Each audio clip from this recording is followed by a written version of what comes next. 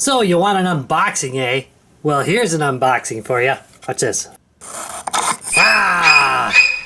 Pretty cool, right?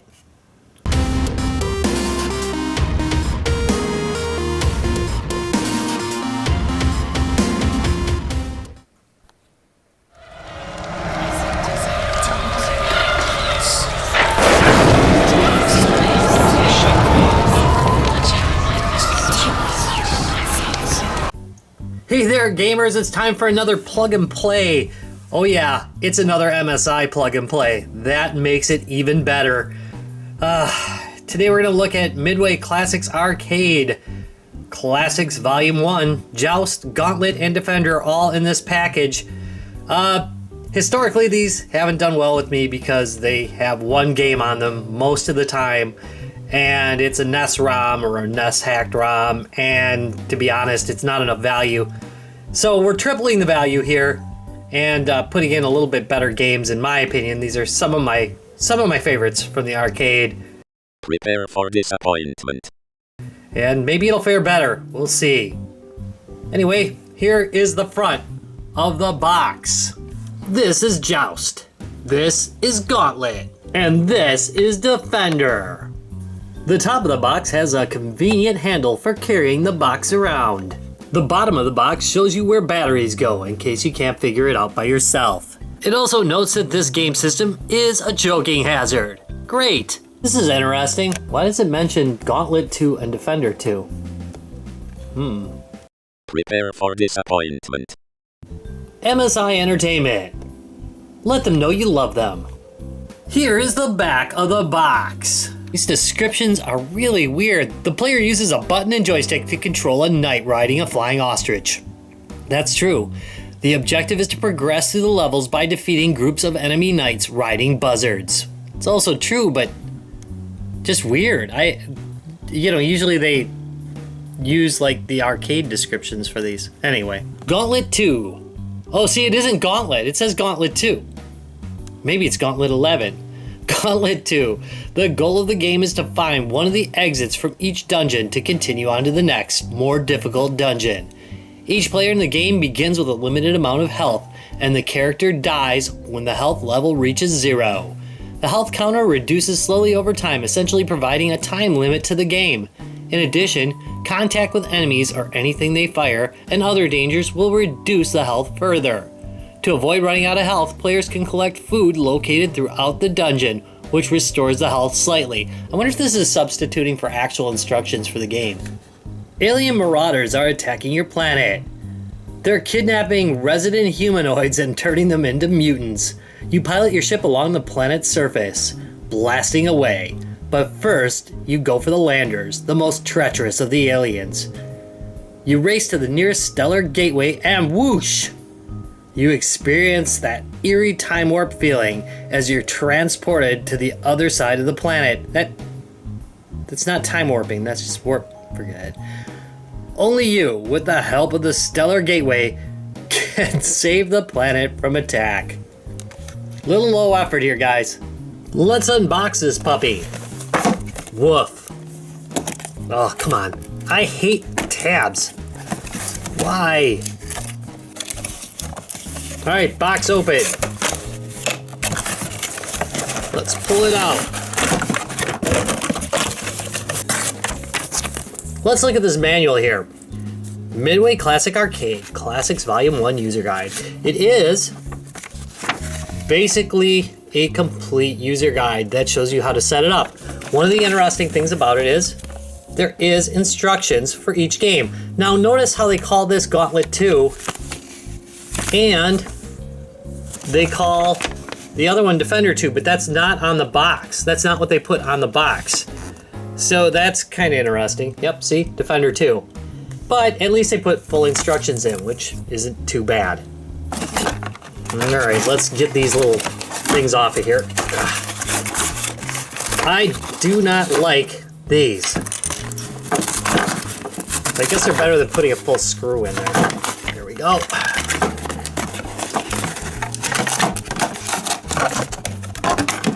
And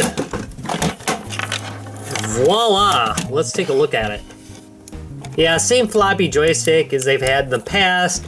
Has the weird doorknob-esque handle on it. Why not just use a round one? I don't understand why they don't just use a round knob on here like a regular arcade. Concave buttons, they're not terrible, not great. Start and select are not rubberized. I'm gonna assume these are NES ROMs because it does have the start. Well, it's got start and reset. On-off switch, that's pretty nice. Plastics quality, it's a little bit light, but it doesn't feel like it's gonna break anytime soon. I do like the artwork. It looks pretty nice, especially when you look here. Look on the sides, the way it runs around the sides. And I'm gonna go to the other side here too. Yeah, it's not terrible. That looks okay. Does have about, I believe, a 6-foot cable is on this. I'm just kind of estimating with it folded up. If I'm wrong, I'll change that later. And of course, we've got the usual video out and 1-channel audio out. So, very NES-y. It looks nice. It feels a little cheap. Before we head off to go play this thing, looking at the bottom, there are rubberized feet, which will keep it firmly on a table, kinda, sorta. They're not rubbery enough to hold it really well, but they will add some traction if you set this on a table to play it. 3 double A's. Come on. I don't like these. People always tell me that this is like some law, but I've found that some devices that are sold in the US have them and some don't. So, I don't know what the deal is.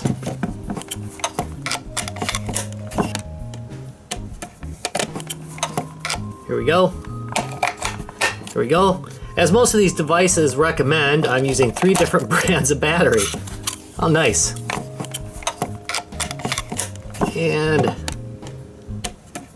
button that up. Turn it on. Oh yeah, there's a nice little light there. Now we can play some games.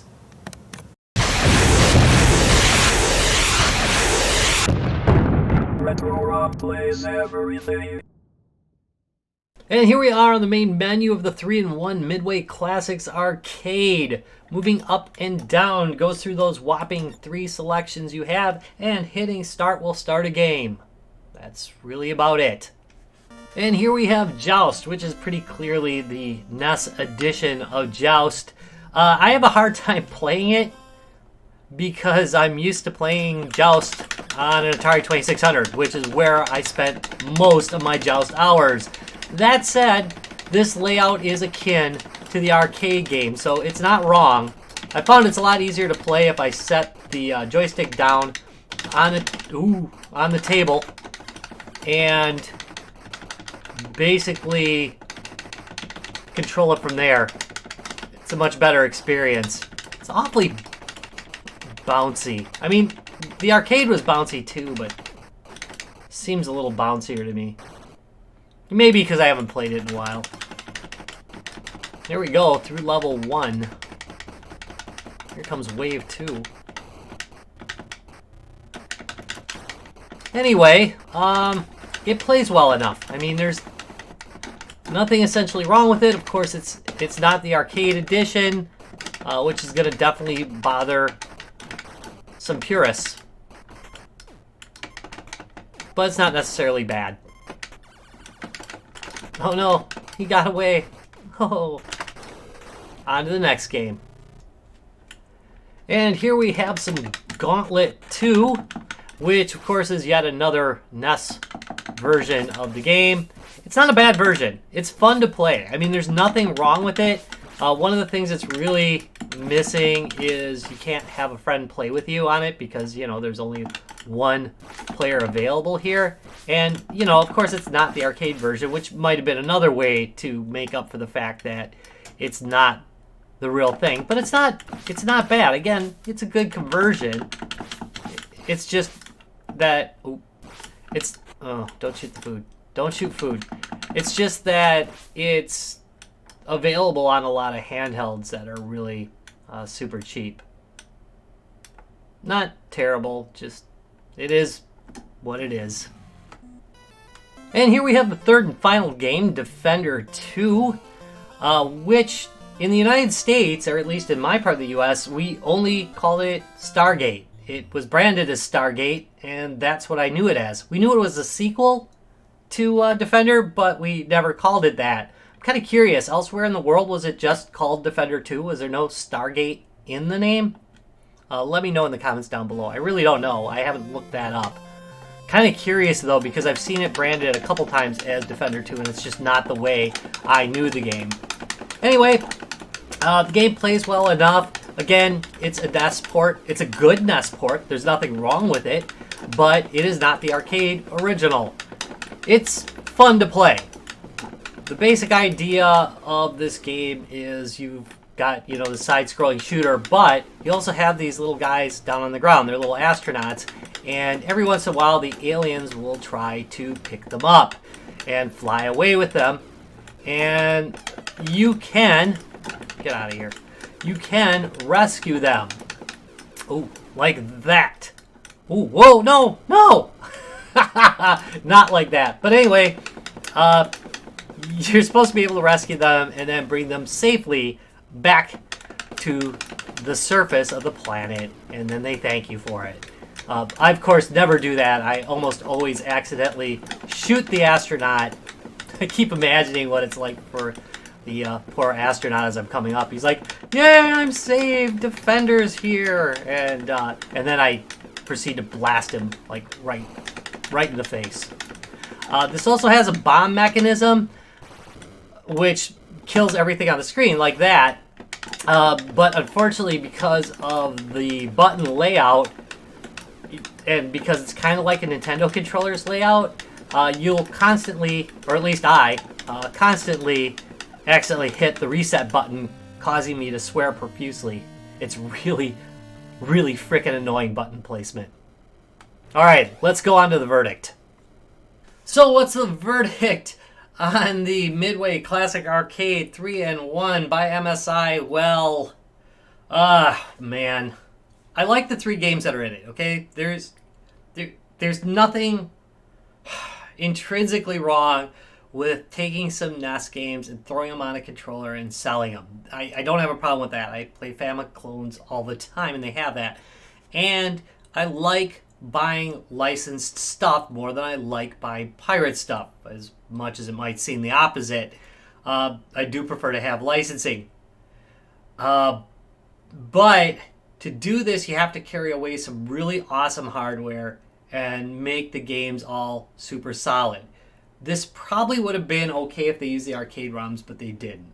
It also would have been okay if they had some super compelling hardware, but they really don't. I mean, this controller just, it doesn't look good. It has appearance issues. I like the art on this itself, but this doorknob, it just doesn't work for me. Again, if you really like the games and you're a collector of plug-and-plays, you might want this, but it's really, really hard to recommend this next to other $20 devices that have like 200 to 500 individual games on them, and don't have kind of the controller arrangement problems that this one does. Anyway, that's about it. Like I said, I can't recommend it. Thank you very much for watching this video. If you enjoy it, please give me a thumbs up and subscribe for more. And I'll see you in a couple days. Bye!